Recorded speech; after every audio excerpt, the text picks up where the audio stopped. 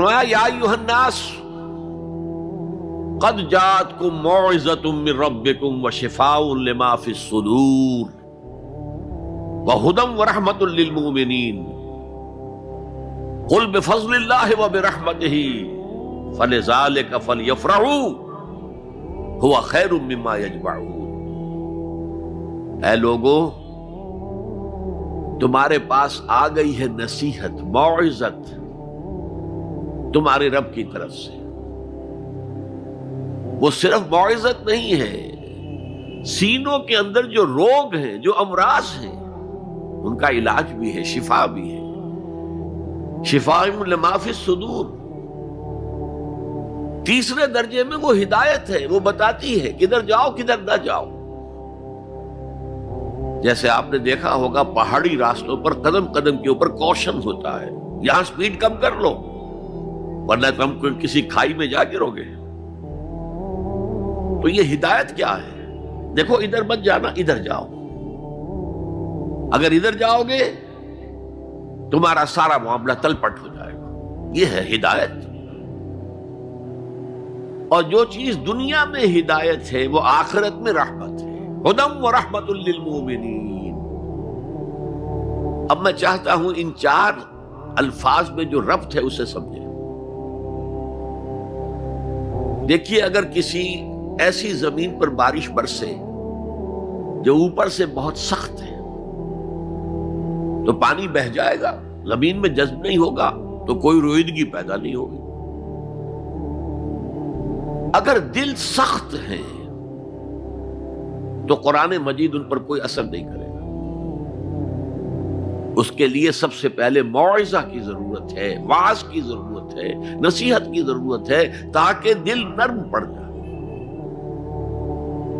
انسانی دل جب سخت ہوتے ہیں تو ان کی سختی چٹانوں سے زیادہ ہوتی ہے۔ سورہ بقرہ میں فرمایا ثم قست قلوبکم فہی کالحجارۃ او اشد قسوۃ۔ یہودیوں سے خطاب ہے، ثم قست قلوبکم من بعد ذلک فہی کالحجارۃ او اشد قسوۃ۔ اے بنی اسرائیل، تمہارے اس طرز عمل کے نتیجے میں تمہارے دل سخت ہو گئے اور اب وہ پتھروں سے زیادہ سخت ہے۔ لہذا سب سے پہلے ضرورت کیا ہے؟ دل کی زمین کو نرم کیا جائے، اس میں ہل چلایا جائے۔ یہ کام ہے موعظہ کا، وعظ کا، نصیحت کا۔ ہمارے معاشرے میں کسی زمانے میں وعظ کا بڑا رواج تھا، آج کل یہ چیز ختم ہو گئی، بلکہ وعظ کو گھٹیا بات سمجھا جاتا ہے۔ بھائی کوئی عقلی بات کرو، کوئی علمی بات کرو، تم تو وعظ کہہ رہے ہو، گویا کہ وعظ گھٹیا چیز ہے۔ نہیں، وعظ سے دل میں رقت پیدا ہوتی ہے، نرمی پیدا ہوتی ہے۔ تو قرآن مجید ہی سب سے بڑا موعظہ ہے۔ ہم نے بدقسمتی سے کیا کیا، جب وعظ کہے جاتے تھے تب بھی مثنوی مولانا روم سے، ضعیف احادیث سے،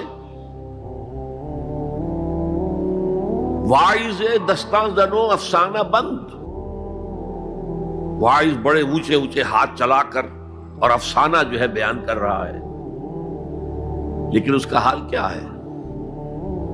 از خطیب و دیلمی گفتار اوست، با ضعیف و شاذ و مرسل کار اوست۔ وہ خطیب بغدادی یا دیلمی کی جو احادیث ہیں، جو سب سے گھٹیا درجے کی کتاب حدیث کی، سب سے کم تر درجے کی کتاب حدیث کی، ضعیف کتابوں کے یوں سمجھئے کہ بہت بڑے مجموعے، وہاں سے وہ حدیثیں لا رہا ہے۔ الضعیف و شاذ و مرسل کارے، ضعیف حدیث، شاذ حدیث، مرسل حدیث سے وہ بیان کر رہا ہے۔ قرآن سے اس کا کوئی تعلق۔ قرآن مجید سب سے بڑا واعظ ہے۔ یا ایھا الناس قد جاءتکم موعظۃ۔ یہ دل کو جب نرم کرتا ہے تو پھر اس میں جذب ہوتا ہے، یہ سیکنڈ سٹیپ ہے اس کا۔ اور جب دل میں جذب ہوگا تو دل کے اندر کی بیماریوں کو دور کر دے گا۔ دل کے اندر کی بیماریاں کون سی ہیں؟ تھرومبوسس نہیں، جائنا نہیں، وہ اور ہے۔ وہ دل کی بیماریاں جن کے لیے قرآن شفا ہے، وہ ہے تکبر، حسد،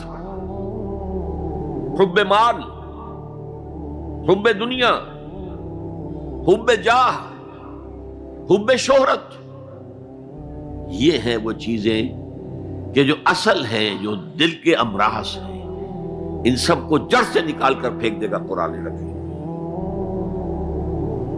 یا ایھا الناس قد جاءتکم موعظۃ من ربکم وشفاء لما فی الصدور، وہ ہدن اور وہ ہدایت ہے، انفرادی زندگی کے لیے بھی ہدایت ہے، اجتماعی زندگی کے لیے بھی ہدایت ہے۔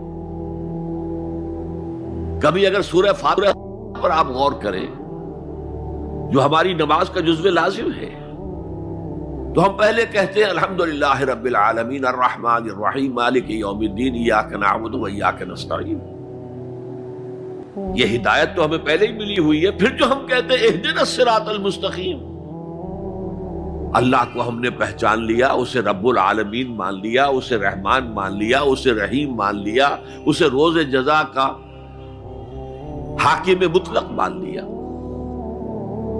تو اب کون سی ہدایت رہ گئی؟ ہدایت تو آ گئی۔